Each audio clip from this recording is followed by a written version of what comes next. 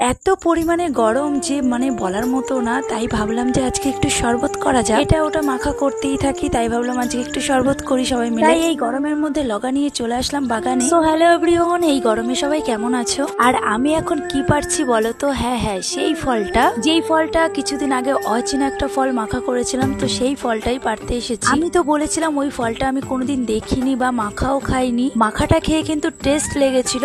আর আজকে করব শরবত, আর এই শরবতটাও কিন্তু আমি কখনো শুনিনি বা খাইনি। একটা ভাই বলছিল যে এর শরবত করলে নাকি খুবই ভালো লাগে, তাই আমরা সবাই মিলে ডিসাইড করলাম যে চলো আজকে আমরা শরবত করব, রসনা ফলের শরবত। আর তোমাদেরকেও বলবো যে কেমন লাগে খেতে। এই যে সামনেই দেখতে পাচ্ছ একটা আম গাছ, আর আম গাছের সাথেই লতাটা জড়িয়ে আছে, ওর মধ্যেই আছে রসনা ফল।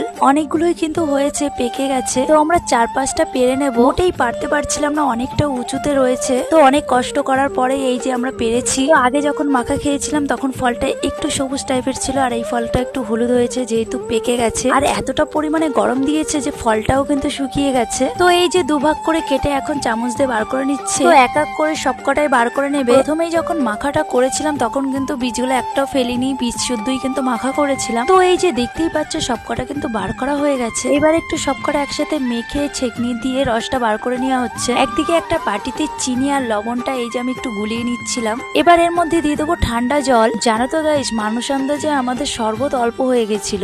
আমরা দলে ছিলাম 3 জন, হয়ে গেছে 7-8 জন। কারণ এই ফলটা যে আমরাই শুধু খেতে জানি না এমন কোনো কথা না, আমাদের মতো কিন্তু অনেকেই আছে যে এই ফলটা চেনে না। তাই কেউ বলছিল দেখি একটু খেয়ে যে কেমন লাগে। সবার কাছে কিন্তু খুব ভালো লেগেছিল। এবার এর মধ্যে দিয়ে দিলাম লেবু পাতা আর একটা লেবুর রস। তো তোমরা এর মধ্যে বিট লবণ দিতে পারো, বিট লবণটা দিলে আরেকটু টেস্ট হবে। আমাদের কাছে ছিল না তাই আমরা দিতে পারিনি। আর এই যে এখন এর মধ্যে দেওয়া হবে লঙ্কার গুঁড়ি। আর আমাদের কারোর মাথায় ছিল না যে এর মধ্যে লঙ্কার গুঁড়ি দিলে কেমন লাগবে। লঙ্কার গুঁড়িটা দিয়ে কিন্তু আরো টেস্ট হয়েছিল। একটু নুনটা কম ছিল, তাই আরেকটু নুন দিয়ে আমাদের শরবতটা পুরো পারফেক্ট হবে। এখন আমরা গ্লাসে ঢেলে নেবো। বাড়িতে এই প্লাস্টিকের গ্লাসগুলো ছিল, সেইগুলোই আমরা নিয়ে এসেছি।